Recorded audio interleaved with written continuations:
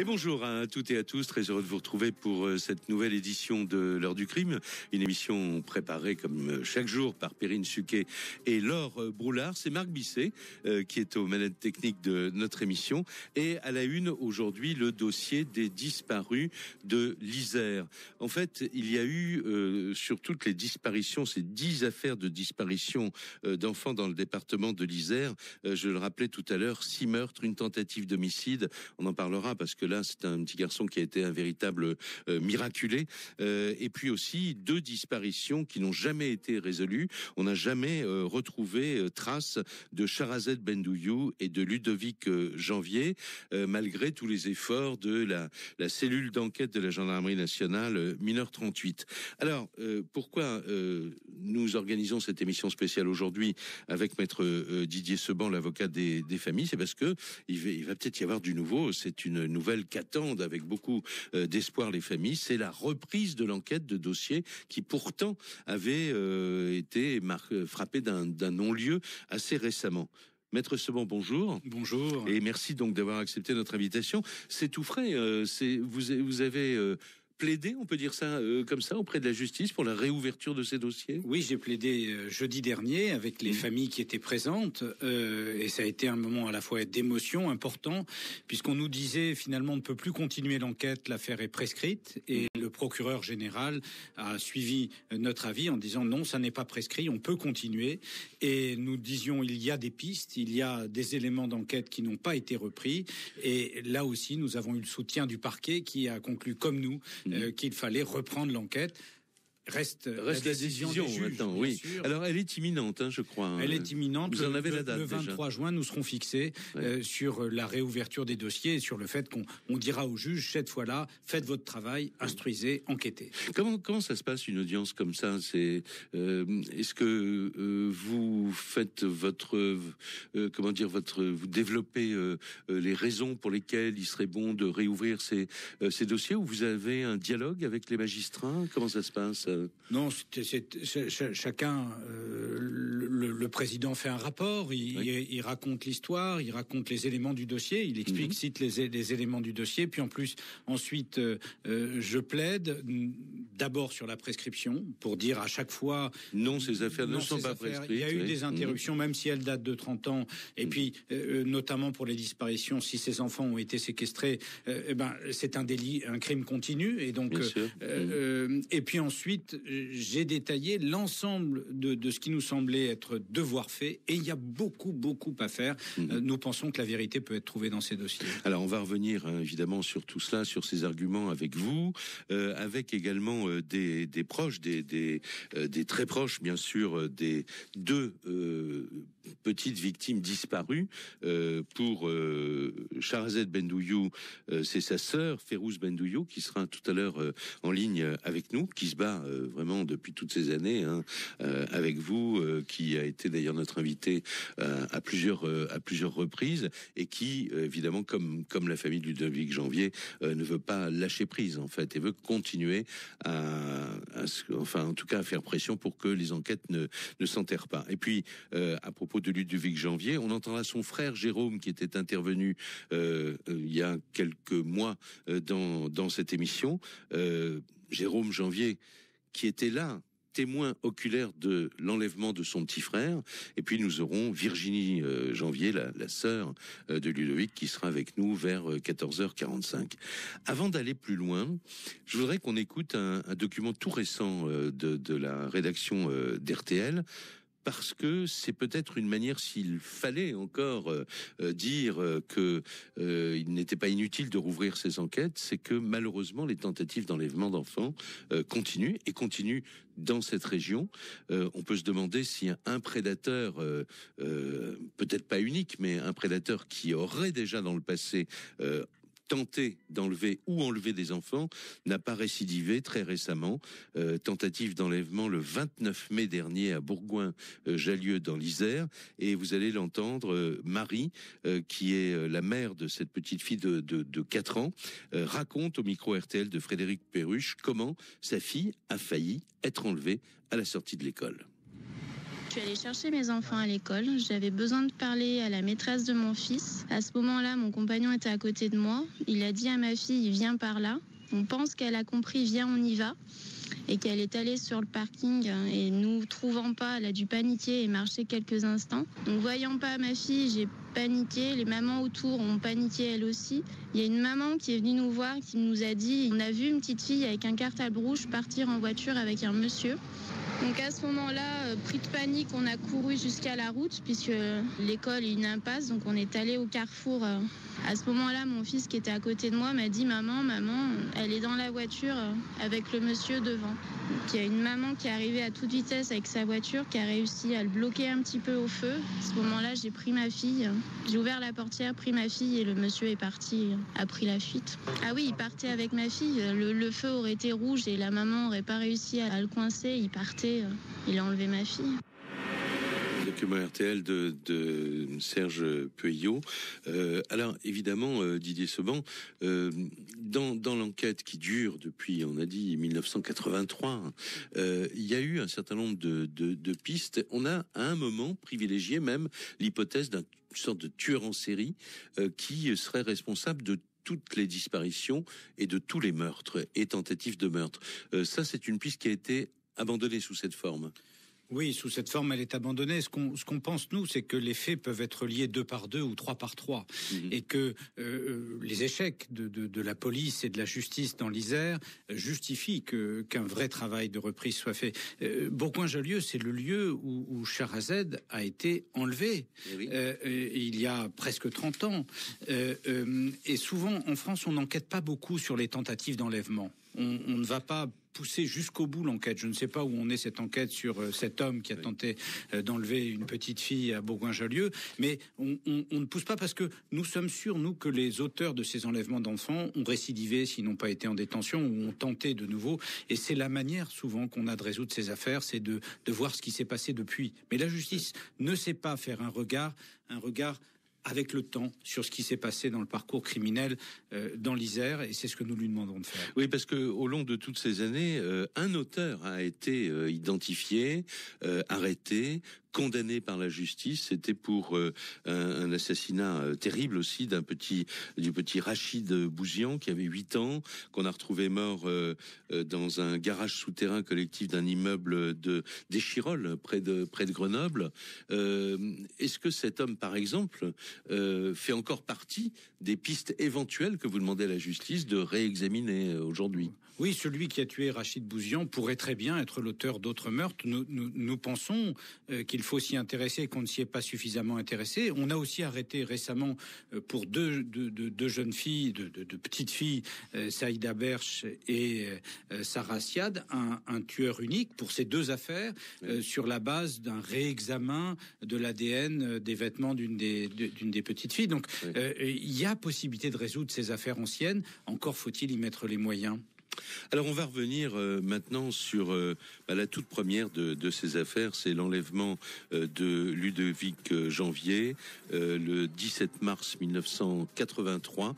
Et si on rappelle ces faits, c'est parce que en dehors de cette enquête qui peut reprendre, il est toujours possible, et vous en êtes persuadés, les familles également, que quelqu'un se manifeste malgré toutes les années passées, quelqu'un qui aurait peut-être une information dont il n'aurait pas mesuré l'importance à l'époque.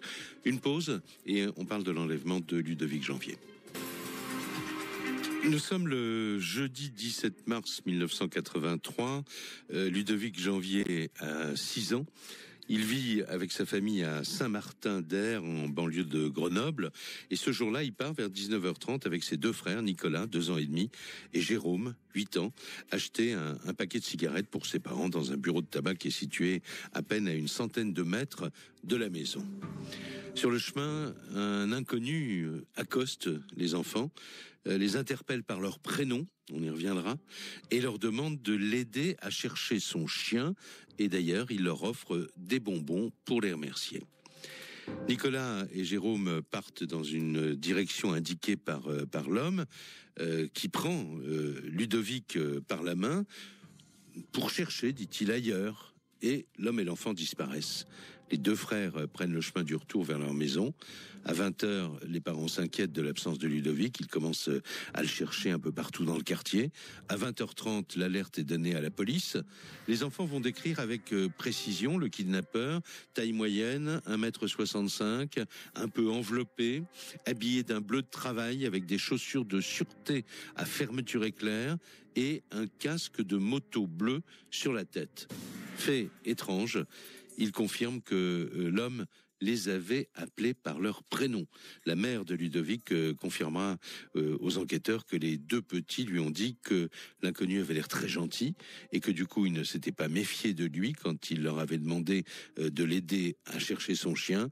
5 jours plus tard, le mardi 22 mars à 8h du matin, la mère de Ludovic lançait un appel aux ravisseurs sur RTL au micro de Florence Godlewski. On se demande où est-ce qu'il est en ce moment. On n'a rien reçu, pas de coup de téléphone, pas de lettre, rien. Vraiment, je me demande. Toute la nuit, je le voyais arriver là, devant le portail et tout. Vraiment, cette nuit encore, j'ai passé vraiment une drôle de nuit. Hein. Et puis, on me l'avait rendu, vous voyez, mais c'est vraiment des trucs insemblables. On l'avait rendu sans chaussures, vous voyez, un peu. Enfin, j'espère toujours. Qu'est-ce que vous a raconté Jérôme, votre fils? Parce que c'est lui, en fait, le seul témoin du rapt. Ouais. Il a dit qu'il était assez gros, petit mais bien tassé, quoi. Une quarantaine d'années. Je pense pas que c'est de l'argent, parce que l'argent, il y a longtemps qu'on aurait avisé. Hein. On a une maison, même quitte à lui donner, hein. Et Jérôme mène l'enquête, lui aussi. Bah oui, enfin, Jérôme, il la mène aussi, avec les gendarmes. Tout. Mais mon fils dit toujours qu'il reconnaîtrait, de toute façon, ce monsieur. Hein. Pour l'instant, hein, les jours passent et on n'a toujours rien. Et Jérôme Janvier, dont on vient de parler, donc le grand frère de Ludovic et de Nicolas, n'a jamais oublié cette scène de l'enlèvement de son frère, qui n'a jamais cessé de le hanter depuis. Il avait d'ailleurs raconté ce qui se passait dans sa tête encore aujourd'hui au micro de Laure Broulard. C'était lors de notre dernière émission spéciale sur les disparus de l'Isère, le 1er décembre 2014. C'est moi qui l'ai laissé partir, hein, donc c'est assez difficile pour moi. Mon père m'avait demandé d'aller chercher des cigarettes. J'ai emmené avec moi Ludovic et Nicolas. Donc on est parti de la maison et donc on s'est dirigé au niveau du tabac. On a pris les cigarettes et de retour du tabac, donc il y avait un chariot qui traînait en fait, et puis on a mis notre petit frère dedans, on s'est amusé un petit peu, puis ensuite j'ai coincé les doigts de mon petit frère dans un angle de mur. Donc il y a un premier monsieur qui nous a dit vous pourriez faire attention les enfants, puis voilà. Donc on a redescendu Nicolas, on a continué notre route, on a peut-être fait 20 mètres, et là il y a un monsieur qui nous attendait devant la poste, qui nous a demandé de chercher son chien loup. Et si on l'aidait à chercher son chien loup, il nous achèterait des bonbons. Comment est-ce qu'on vit après une chose pareille ? On vit pas, on survit. Moi, j'ai toujours l'image de mon frère, j'ai toujours l'image de le voir partir avec le monsieur. J'ai réagi assez vite pour aller prévenir mes parents parce que je savais que je faisais une bêtise. Donc, quand j'ai vu mon frère qui commençait à partir, en fait, l'instinct que j'ai eu, c'est pas du tout d'aller chercher le chien loup de mon côté, c'est d'aller prévenir mes parents. Et après, donc, il y a des forces de police qui se sont déployées. Et après, oui, mes parents ont averti police, gendarmerie, et en fait, ils ont ratissé le secteur le soir même, quoi. Comment est-ce que s'est déroulé le début de l'enquête ? Alors, le début de l'enquête, c'est les gendarmes venaient carrément me chercher à l'école pour que je puisse identifier la personne. Donc j'ai feuilleté des classeurs et des classeurs de photos pour voir si je voyais la personne qui avait enlevé mon petit frère. Jérôme Janvier au micro de Laure Broulard. Tout à l'heure, à 14h45, nous aurons Virginie Janvier, la sœur dont je parlais tout à l'heure, et elle nous dira ce qu'elle espère d'une reprise éventuelle de l'enquête. Une pause, et ensuite nous retrouvons maître Didier Seban. Nous allons voir sur l'affaire Ludovic Janvier, faire le bilan des pistes suivies, des hypothèses émises, de ce qu'on pourrait à nouveau faire si l'enquête est relancée. À tout de suite. L'invité de l'heure du crime aujourd'hui, c'est maître Didier Seban, avocat des familles des disparus de l'Isère. On a l'habitude de parler des disparus de l'Isère, même s'il y a en fait 2 disparitions non élucidées. Hein, c'est bien ça, maître. Et il y a eu les autres des meurtres. Et puis une tentative dont on va parler dans un instant, parce que je disais tout à l'heure, c'est le miraculé de cette histoire, Grégory Dubrul, qui se trouvait avec vous la semaine dernière quand vous avez demandé et réclamé la réouverture des enquêtes. Alors, qu'est-ce qu'on peut dire sur l'enquête qui a eu lieu à l'époque sur la disparition de Ludovic Janvier, et puis les pistes qui s'ouvrent, les hypothèses qu'on a émises, quel peut être le bilan des recherches? Écoutez, sur le moment, les gendarmes vont mettre les moyens. À l'époque, alerte enlèvement n'existe pas, donc on n'a pas ce système qui permet de diffuser très largement, mais il y a une vraie enquête qui est menée. Le problème de cette enquête, c'est qu'elle va tourner dans l'entourage de Ludovic Janvier, sa famille, ses proches, qu'elle va chercher éventuellement les criminels qui pourraient être mis en cause à tel ou tel endroit. On va mettre en cause également une personne qui va être placée en détention, qui va être libérée au bout de 2 ans, mais faute de preuves. Mais reconnu par Jérôme ou non? Pas reconnu par Jérôme, mais pour lequel des éléments existent. Et puis tout ça va se perdre dans les sables et on va arrêter d'enquêter. Et tout le travail que nous avons fait avec Corinne Herman, c'est de se dire, toute cette série de meurtres, même si ce n'est pas un seul auteur, un auteur unique, il faut les rapprocher. Notamment, il y a une série d'affaires qui concernent des petits garçons qui nous paraissent particulièrement intéressantes et devoir être mis en parallèle. Ce que vous souhaitiez, c'est qu'un même magistrat puisse réunir ces dossiers pour son instruction, alors que autrement, c'est en fonction du lieu géographique où se déroule un événement qu'on donne le dossier à un juge d'instruction. Hein, voilà, c'est une sorte de tour de rôle. En plus, si c'est pas le même tribunal, ça sera un autre juge. Et la cellule mineur 38, le procureur général de l'époque va demander aux gendarmes de créer une cellule sur ces disparitions et ces meurtres, et elle va conclure, des analyses criminelles de la gendarmerie vont conclure que les meurtres doivent être approchés. Certaines affaires devraient trouver leur solution en les travaillant de concert.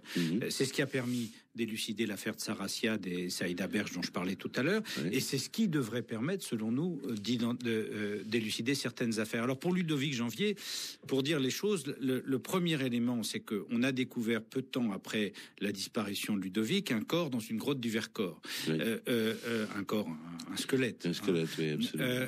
Et que ce squelette, malheureusement, nous avions demandé à la justice qu'il était devenu pour qu'on puisse vérifier si c'était Ludovic. On ne sait pas ce qu'il est devenu, et la justice ne l'a pas cherché plus que ça. Les ossements se sont perdus. Voilà. Alors que c'est une dépouille d'un enfant, de surcroît, il est évidemment inadmissible et inimaginable qu'on ait pu ne pas la conserver et lui donner ne serait-ce qu'une sépulture décente. Bien sûr.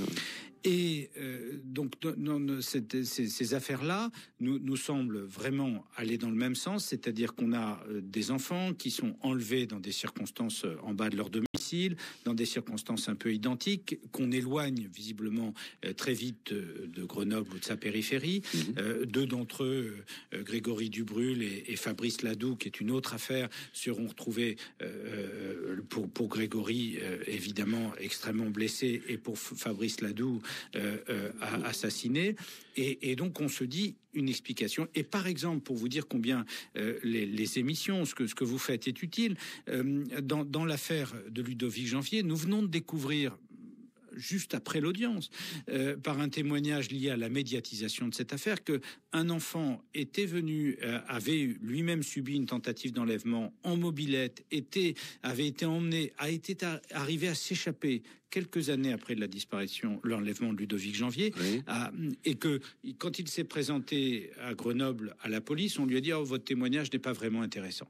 Et donc c'est quelqu'un donc qui venait témoigner pour dire mais peut-être que c'est le même auteur, peut-être qu'il faudrait essayer d'en savoir plus sur celui qui a essayé d'enlever mon enfant, quoi. En fait, c'est ça. Oui. Et donc nous avons vraiment ce grand espoir que au fond le temps qui passe n'est pas seulement en notre défaveur. Effectivement, il éloigne des preuves, mais il a une qualité, c'est qu'il permet d'analyser les faits criminels sur la période, sur la zone, de revenir sur un certain nombre d'affaires et peut-être d'élucider. Donc peut-être d'avoir un œil neuf aussi sur le dossier si d'autres enquêteurs reprennent les dossiers. Hein. Pour Ludovic, par exemple, les personnes qui accueillaient la famille Janvier ont eu un parcours un peu particulier, et donc nous avons aussi demandé à ce que on creuse les pistes liées à cette famille, liées au fait qu'elle est partie en Italie ensuite. Donc, est-ce que sur l'Italie, on est proche, hein, Grenoble, Italie, Stendhal l'avait montré, c'est tout, si j'ose dire. Ça montre qu'il y a encore des pistes à creuser. Hein, il y a des pistes très sérieuses, et les gendarmes l'avaient dit. Malheureusement, les juges ne s'y sont pas intéressés. Mais maintenant, ça va peut-être changer. Ça va peut-être changer. Ça, c'est l'espoir, évidemment, que vous avez. Alors, il y a cette affaire qu'on a à plusieurs reprises déjà citée, Grégory Dubrulle, le miraculé. Il avait 8 ans en juillet 1983. Il va être enlevé en bas de son domicile également, à Grenoble. Alors lui, c'est pas un homme qui lui demande de chercher son chien, c'est un homme qui lui demande une adresse dans le quartier, et il commence à essayer de lui expliquer, et l'homme lui dit monte à bord, ça sera plus simple. Et là, ce qui est capital dans cette affaire Dubrulle, c'est que le petit Dubrulle va passer un certain temps dans la voiture de cet homme, et qu'il va d'abord pouvoir le décrire, et notamment aussi décrire, je crois, un détail très important, c'est un tatouage.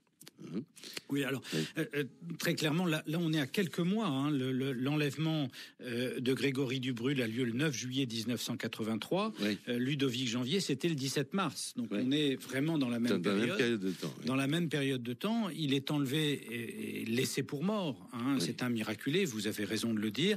Il est laissé pour mort dans un chemin de campagne où, au fond, il ne survivra que parce qu'il a une constitution physique plutôt forte pour un garçon.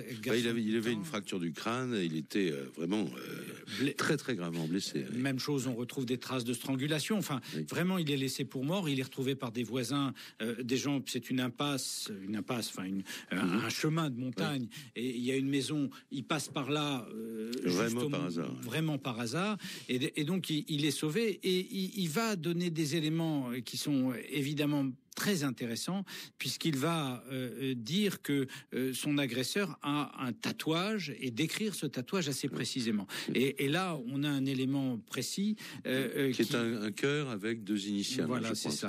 Alors, certes, des cœurs avec 2 initiales, on en trouve. Oui, mais s'il se souvient des initiales, déjà, c'est intéressant, quoi. Voilà. Et donc, nous demandons depuis le départ qu'il y a souvent des albums photos. Dans d'autres affaires, on avait fait faire des albums photos de tatouages de personnes mises en cause dans des crimes d'enfants et ainsi de suite, qu'on lui montre et qu'on compare. Et puis ça n'a pas été fait. Ça n'a pas été fait, donc on a demandé à ce que ça soit fait. Ouais. Et d'un mot encore, Grégory Dubrulle, donc qui ne souhaite pas trop s'exprimer dans les médias. Il l'avait fait chez nos confrères du Parisien aujourd'hui en France. Je me souviens plus de la date exacte, mais il avait accepté cette interview. C'était en mai 2008 en fait. Hein, il avait 34 ans à l'époque. Qu'est-ce qu'il vous dit qu'est-ce qu'il attend lui d'une reprise de l'enquête? C'est terrible parce que au fond, il vient, il est venu avec sa famille, sa sœur, sa maman, comme les autres familles. Hein, elles étaient toutes là 30 ans après au rendez-vous, alors qu'elles habitent souvent loin. Et pour la première fois, d'une certaine manière, la justice les a respectés, puisque la cour d'appel a accepté qu'ils assistent à l'audience les concernant et qu'ils entendent le débat. Eh bien, il me dit, je fais ça pour les autres. Je ne fais pas ça pour moi. J'ai abandonné l'idée qu'on puisse trouver l'auteur, mais je voudrais, pour ces autres familles qui ont des disparitions et qui se battent, je suis à leur côté. C'est pour elles que je le fais. Alors on va faire une nouvelle pause dans cette émission, et puis ensuite on va parler de la disparition de la petite Charazade Bendouyou. C'était le 8 juillet 1987. Le 8 juillet, donc 1987, c'est-à-dire 5 ans après la disparition de Ludovic, à Bourgoin-Jallieu, là encore non loin de Grenoble, c'est une petite fille de 10 ans qui disparaît mystérieusement. La dernière fois que des témoins l'ont vue, c'est que lorsqu'elle descendait les poubelles dans l'immeuble de ses parents. 3 jours plus tard, on était toujours sans aucune nouvelle.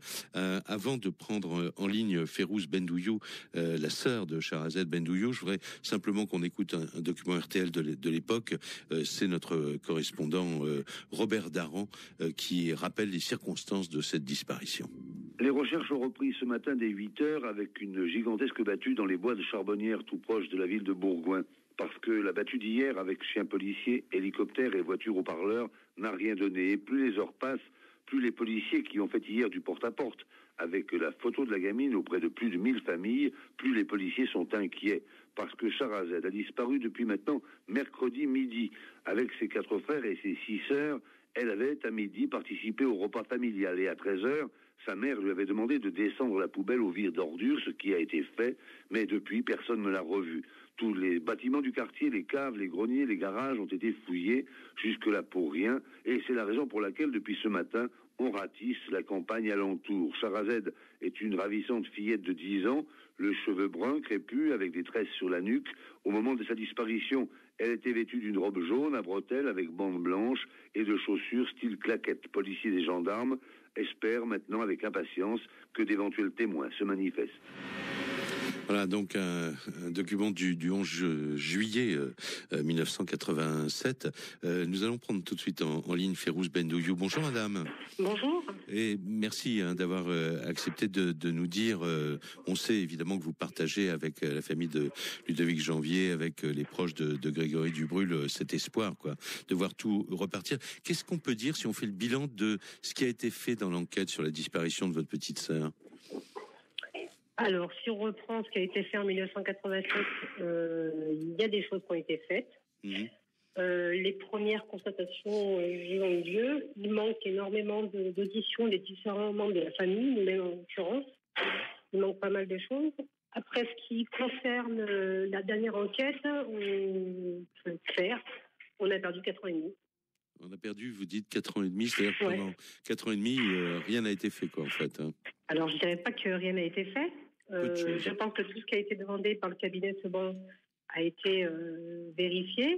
Par contre, moi, je ne savais pas que c'était à nous, en tant que famille, de mener l'enquête. Attendez, je vais demander une explication à Maître Seban là, sur ce point-là. Je vous reprends tout de suite après. Oui, bonjour. Non, ce que nous avons demandé n'a pas été vérifié. En fait, même ça n'a pas été fait. Et les juges n'ont confié aucune commission rogatoire, demande d'enquête aux policiers ou aux gendarmes. Pendant 4 ans et demi, on a refusé de rencontrer les familles, refusé de faire quoi que ce soit, et on nous a dit, d'une certaine manière, écoutez. Si vous voulez mener l'enquête, faites-le. Faites-le si vous-même. Quelque chose, faites-le vous-même. D'accord, je comprends mieux ce que. On n'est pas détective et c'est quand même à la justice de trouver les auteurs de crimes aussi abominables. Bien sûr. Puis il faut dire d'ailleurs, c'est dans une émission de radio à laquelle vous aviez participé, Férouz Bendouyou, vous avez appris en direct et c'était involontaire évidemment de ma part parce que je pensais que vous étiez au courant. Mais quand je vous ai averti que le numéro vert n'existait pas. Le numéro vert n'existait plus, quoi. Il avait été fermé et et personne n'avait pris la précaution de vous joindre, quoi. De toute façon, personne ne nous a jamais tenu au courant de quoi que ce soit. Hein. Ouais. Vous êtes très amer sur ce point-là, mais maintenant, si on essaie de positiver les choses et de regarder vers l'avenir, donc il y a cette décision qui est imminente. On espère pour vous qu'elle sera positive. Qu'est-ce que vous pensez ? Je ne vois pas d'autres solutions que de faire rouvrir ces dossiers. Déjà, c'est quand même assez inadmissible que l'on soit régulièrement amené à perdre toute notre énergie alors que le temps joue contre nous, alors qu'on devrait, depuis fort longtemps, avoir déjà solutionné pas mal de choses. Ouais. Là, on perd énormément de temps, on perd un témoignage, les gens sont en train de mourir, ça fait plus de 27 ans, et c'est juste inadmissible. Ouais. Vous pensez qu'il y a une mince espoir que quelqu'un qui ne se serait pas manifesté jusqu'à présent... C'est pas mal. C'est que jusqu'à présent, on n'est jamais allé les chercher. on n'est jamais allé vérifier certaines choses. Et donc, du coup, ces personnes-là, on ne leur donne pas l'opportunité de pouvoir s'exprimer. D'accord. C'est ce qui est le plus scandaleux dans cette affaire-là. Parce que je pense, et j'en suis intimement convaincue, qu'il y a quelqu'un qui est au courant et qui attend qu'on vienne le chercher. Voilà. Très bien. Écoutez, je vous remercie beaucoup. Merci infiniment. Puis on attendra ensemble et évidemment, on en parlera dans cette émission de la reprise éventuelle de l'enquête. Merci, Féline. Alors, par contre, je voudrais juste rajouter une dernière chose. Je vous en prie. S'il vous plaît. Allez-y. Je tiens quand même à dire que depuis 27 ans, depuis la disparition de Sharazed, c'est la première fois que quelqu'un nous reçoit. Que quelqu'un nous reçoit au niveau de la cour d'appel ou n'importe où. Ouais. C'est quand même quelque chose à souligner. Donc, il a quand même fallu attendre plus de 27 ans. Ouais, à côté de ça, j'ai demandé depuis nombreuses reprises de pouvoir rentrer en contact avec Madame Taubira. Ça n'a toujours pas été le cas. Ne serait-ce que pour des affiches officielles, une bonne fois pour toutes. Enfin, il y a plein de petites choses. On nous ferme la porte à chaque fois. Et c'est quelque chose que j'aimerais bien dire parce que c'est pas normal. D'accord, mais en tout cas, ce qui est positif, effectivement, c'est que vous ayez enfin été reçu par la justice. Je le dis parce que c'est vraiment, ça a été une grande surprise, et même pour toutes les familles. Enfin. Je vous remercie. Merci infiniment. Merci. Juste d'un mot, vous avez demandé des choses concrètes sur cette affaire Sharazed Benouilloud. Oui, nous avons enquêté sur les violeurs d'enfants, les pédophiles qui ont œuvré en Isère dans cette période postérieurement à la disparition de Sharazed. Nous avons trouvé un couple qui enlevait les enfants. Nous avons demandé qu'on vérifie le parcours de ce couple. Nous avons vu un chef de gare qui a été condamné à plusieurs reprises pour des viols contre les enfants récemment encore et qui œuvrait dans la région à cette époque-là. Nous avons demandé à ce qu'il soit regardé. Donc on a toute une série de pistes de pédophiles, d'enleveurs d'enfants, de violeurs d'enfants qui ont été condamnés et jugés. Et donc nous avons demandé à ce que leur parcours soit absolument vérifié et revu. Enfin, dernier point, ce qui est quand même extraordinaire dans ces affaires-là, c'est qu'on n'a jamais pris le temps de recevoir les frères et les sœurs de Sharazed, alors même que eux-mêmes ont vu certaines scènes. On est parti d'une mauvaise hypothèse, c'est-à-dire qu'elle aurait disparu en allant chercher la poubelle, alors que elle avait demandé à descendre pour jouer devant, hein, c'est ça. Et on est sûr qu'elle est allée au sous-sol puisque on a retrouvé la poubelle qu'elle avait. Voilà. Oui, mais il semble que certains témoignages de l'époque disent qu'on l'a vue dans un magasin à quelques centaines devant un magasin avec des petites copines. Et donc on est parti de cette hypothèse de la poubelle et pas de l'hypothèse du magasin avec les copines, ce qui rebat les cartes de l'enquête. Donc on a demandé à ce qu'on parte de cette hypothèse et qu'on la vérifie. Donc il y a vraiment du travail à faire aussi dans ce dossier. Une dernière pause dans cette émission et puis nous retrouverons ensuite en direct Virginie Janvier, donc la sœur du petit Ludovic Janvier. Et à la une de l'heure du crime aujourd'hui, les disparus de l'Isère, peut-être un nouvel espoir de voir la justice décider de relancer l'enquête concernant 3 des dossiers. La disparition de Sharazed Benouilloud, dont on parlait à l'instant, l'auteur de, j'allais dire, l'assassinat manqué de Grégory Dubrul, enfin l'homme qui avait enlevé ce garçon, et puis la disparition de Ludovic Janvier, dont on a beaucoup parlé au début de l'émission. On va y revenir maintenant avec la sœur de Ludovic. Bonjour Virginie. Bonjour. Qu'est-ce que vous avez envie de dire? Vous pensez, comme les proches de toutes les familles, qu'il y a vraiment des choses encore à faire? Vous attendez, parce qu'il faut en parler comme ça, cette décision? Vous l'espérez positive? On l'a attendu longtemps. Aujourd'hui, on espère qu'elle sera positive. Et puis après, qu'est-ce qu'il y a à faire? Il y a plein de choses encore à faire. Oui. Vous en parlez souvent entre vous. Enfin, on a entendu votre frère Jérôme, hein, qui n'a jamais oublié, évidemment, puisqu'il était présent. Vous étiez toute petite, vous aussi, à l'époque? Oui, c'était le jour de mes 5 ans, moi. D'accord. Et vous avez compris rapidement qu'il s'était passé quelque chose de grave avec Ludovic. On vous en a parlé. Comment ça s'est passé? J'avais pas compris sur le coup parce que j'étais petite, j'avais que 5 ans. Oui. Mais c'est après, quand je voyais mes parents pleurer, attrister, plus de fête de Noël, plus de la fête des mamans. On voyait bien qu'il manquait quelque chose. Et puis, on nous a pris quand même une partie de nous. Hein. Oui, bien sûr. Et là, maintenant, vous avez assisté à cette audience la semaine dernière Oui, j'étais présente, oui. Oui. La manière dont le parquet, le parquet c'est quand même important, puisque il y a eu ce qu'a dit maître Seban, et ensuite la réaction du parquet. Il vous a paru cet homme désireux que l'enquête s'ouvre à nouveau? Oui, ça nous a fait un grand bien de pouvoir aussi entendre qu'il y avait encore des choses à faire et qu'il était aussi de notre côté, parce que depuis le temps qu'on se bat, on se bat pour tout ça. Ouais. Et vous, j'allais dire la famille, pendant toutes ces années, vous n'avez jamais été contacté par des gens qui auraient pu avoir éventuellement des informations à vous donner, des indications? Ah mais si, moi j'avais été contactée dans les années entre 2000 et 2002 par une dame qui me disait avoir vu mon frère Ludovic dans un hôpital, et du coup moi j'avais transféré tout ça, j'avais fait mes propres recherches, oui. Mais à l'époque ça a été caduc, quoi. Donc du coup j'en ai fait part quand on a eu un entretien avec Madame Herman, de tout ça, Madame Herman, quoi. Oui. Et là, par exemple, alors, je reviens vers vous sur ce point-là, maître Seban, par exemple, ça peut être important, ça peut être aussi quelqu'un qui se trompe de bonne foi. Oui, on n'a pas vérifié cette piste-là. Tout témoignage est important et nous le donnons à la justice, à elle de hiérarchiser ce qu'il faut chercher, pas chercher, ce qui paraît pas sérieux et ce qui paraît sérieux. Mais évidemment, dans ces appels à témoins et dans ce qui arrive comme information, il y a deux conséquences. Une conséquence que vos émissions ont souvent eu, c'est d'interrompre la prescription, parce qu'un témoignage, ça fait que le procureur, il demande qu'on vérifie telle chose, et ça fait que ça repart pour 10 ans. Donc que grâce à vous, certaines affaires peuvent être aujourd'hui toujours enquêtées.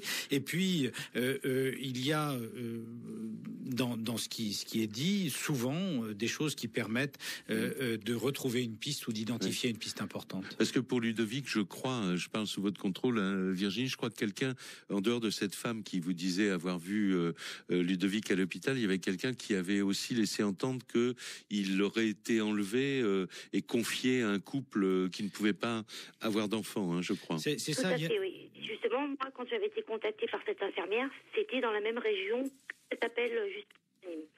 D'accord. Oui, c'était un témoignage qui venait de Reims et qui a été donné au juge d'instruction, qui a été donné à l'Union, et on n'a jamais pu identifier l'appel et la personne qui disait ça en disant j'ai ces renseignements. Donc évidemment, si on pouvait savoir vérifier ce témoignage de l'époque, si la personne qui s'est manifestée à l'époque pouvait le faire de nouveau, ça serait important.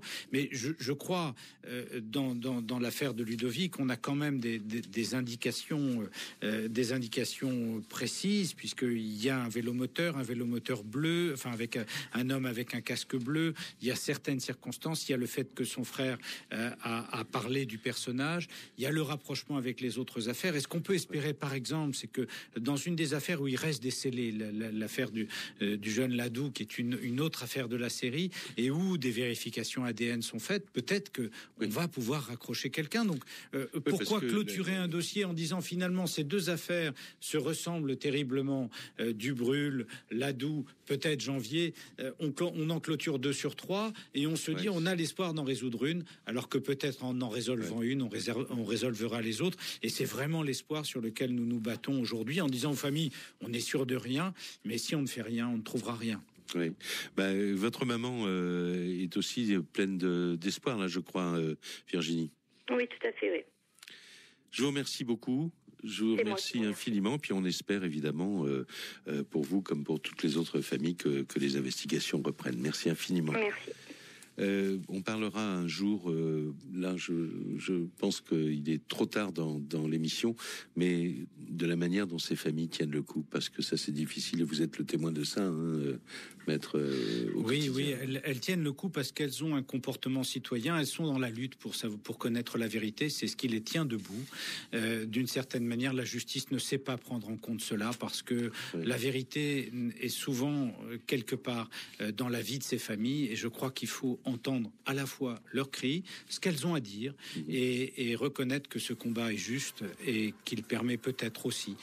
Nous en sommes aujourd'hui d'élucider des affaires. Nous en sommes avec Corinne Herman à 12 cas élucidés depuis que nous menons cette bataille sur des dossiers anciens que la justice avait oubliés. Ça, c'est vraiment encourageant, évidemment.